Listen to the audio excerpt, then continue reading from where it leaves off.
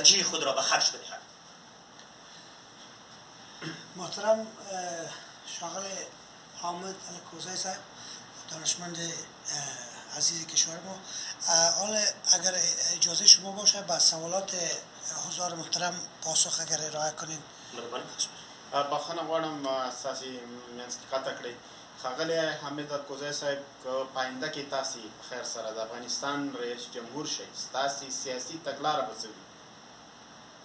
زه خو اول باید دا ووایم چې موږ شکر الحمدلله په افغانستان کې رئیس جمهور لرو آینده کې او په آینده کې زما د ریاست جمهوري نه شایق یم او نه د قدرت شایق یم، خو یو څه درته ویلی شم چې د خدمت شایق یم او زه په دې باندې ایمان لرم چې زه باید خدمت وکړم.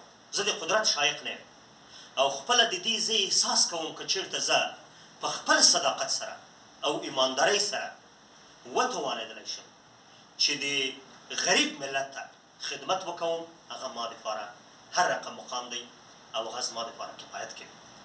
نو زه خپله شایق د ریاست جمهوري نه یم، ولیکن شایق د خدمت یم او دا مې د الله تعالی سره وعده کړې ده چې الله تعالی که زما سره وکړي انشاء الله رحمان چې زه وتوانېدلی شم چې د هرې لارې نه وي یتیمانو د افغانستان ته، کونډو د افغانستان ته خدمت وکوم، هغه به زما لوی افتخار دا که په هر ځای کې وي، ضروري نه ده که رئیس جمهوري وي یا وزارت وي یا ټیټه رتبه وي، مطلب مو د خدمت نه ستاسې تګلاره به سره کوم وي د نورو؟ زما د خدمت تګلاره به دا وي چې د افغانستان د تعلیم او د تربیې پیاوړتیا په افغانستان کې د نویو سړکونو چې هغه په بین المللي سټنډرډ باندې برابر وي د هغو جوړوله، په افغانستان کې چې داسې وګړی پاتې نشي چې په کور کې د تلیفون لاین نه وي، باید هر کور ته تلیفون لاین وي بدون د موبایلونو. د موبایلو سیستم خو شکر الحمدلله نن ټول افغانستان کې شته. او دوهم دا چې امن و امنیت وي. دریم دا چې د افغانستان د لوړو تحصیلاتو چارې باید ډېرې لوړې په مخ باندې ولاړې شي، ځکه تحصیلات، علم او فرهنګ ډېر رول لري.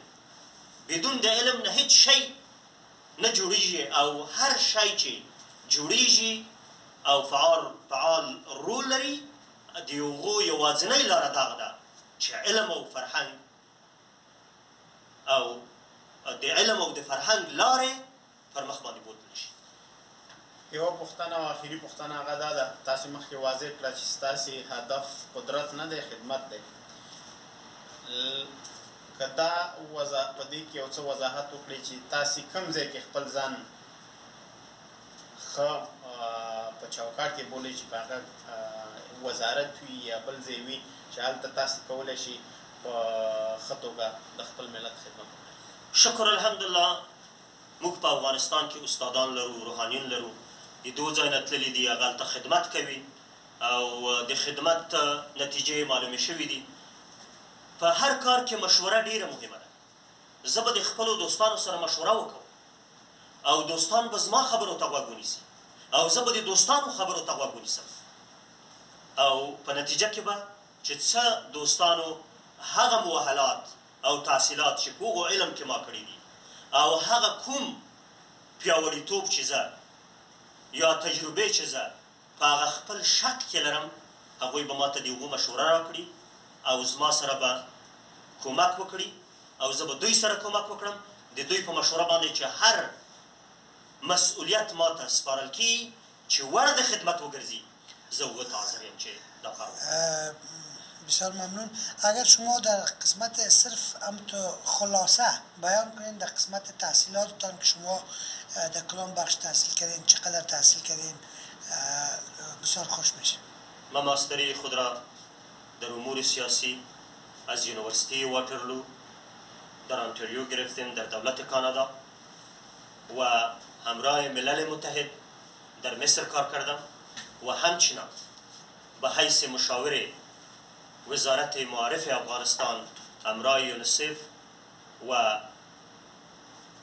پوهنتون کلمبیا در داخل افغانستان از 2004 تا 2006 وظیفه را ایفا نمودم و حالا مشاور پانتون واترلو هستم. تشکر. چی انگیزه باعث شد شما وطن ترک بگوین و بیاین دوباره به کانادا؟ ما در کانادا کار میکردم و همچنان زندگی میکردم قبلا در کانادا، به لحاظا به یک وقت موقت آمدم در داخل کانادا تا پروگرام های خود را اختتام نموده و اگر ان شاء الله خداوند میخواست پس به وطن خودت میروم. بسیار ممنون هستم از توضیحاتتان. برای شما موفقیت و کامگاری از بارگاه ضد مطالعه خواهان. تشکر. خداحافظ. زنده باشید.